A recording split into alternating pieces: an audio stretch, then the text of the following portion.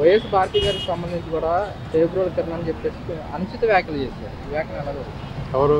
చేబ్రోల్ కిరణ్ ఐటీడీకి సంబంధించిన కార్యకర్త.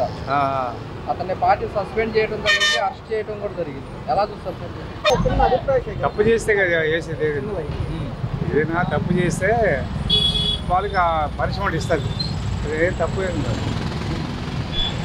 చంద్రబాబు నాయుడు గారు కూడా చెప్పడం జరిగింది, ఆడవారి పైన ఎలాంటి సరే ఏ పార్టీకి సంబంధించిన ఆయన సరే మాట్లాడితే కనుక ఉపయోగించి. నిన్న టీడీపీకి సంబంధించిన వ్యక్తి ఒక పోస్ట్ పెట్టాడు, అసభ్యకరణ పోస్ట్ పెట్టాడు. దానికి ఎమ్మడే చంద్రబాబుని ఖండించి అరెస్ట్ చేసి జైలేపి. మరి నువ్వు వేయి ఆ పని ఎప్పుడేం చేసావా? నీ తాలూకాలు తీసి మాట్లాడడం తప్పని తీసుకొని జైల్లో పెట్టావా? లేదు కదా. నేను ఎమ్మటే వాట్సాప్ వీడియో పెట్టగానే తీసుకొని ముందు పోలీస్ స్టేషన్లో పెట్టారు. వాళ్ళ తాలూకు మనిషి ఏ తాలూకు మనిషి. ఎలా అనిపిస్తుంది? ఎలా అనిపిస్తుంది? అది కరెక్టే కదా. ఎవరైనా తప్పు చేస్తే నీ పార్టీ నా పార్టీ కాదు. నువ్వైనా నేనైనా ఎవరైనా సరే తప్పు చేస్తే శిక్షించాలి, చేయని వాళ్ళని శిక్షించకూడదు. కార్యకర్తలు కాపాడుకోవాలి. నువ్వు మాటలు చెప్తే సుఖం ఉంది, పని చేయరు కదా. పని చేయక జనం దించేశారు. నిన్న జగన్మోహన్ రెడ్డి ఉమ్మడి నెల్లూరు జిల్లా నేతలతో భేటీ అయ్యి ఈసారి ఖచ్చితంగా వైఎస్ఆర్సీపీ అధికారం.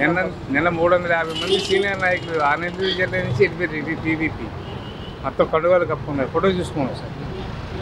అంటే నెక్స్ట్ టీడీపీకి డిపాజిట్లు కూడా రాని పరిస్థితి. అవును, ఏళ్ళకి కాదు ఆ పరిస్థితి, వాళ్ళకి కాదు. రివర్స్లో ఉంటుంది.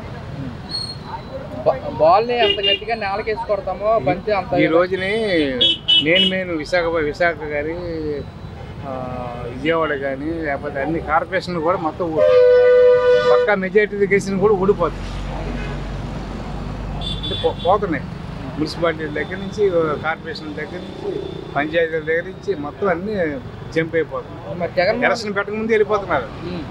మరి జగన్మోహన్ రెడ్డి గారు అంటే ఈసారి మేమే వస్తామో ప్రజల్లో అంతా వ్యతిరేకత వచ్చేసిన. అది మేకపోతే కంపేరు. మేకపోతేకి పులి వేషం వేస్తే ఎలా ఉంటుంది, అలా ఉంటుంది ఇది వేషం.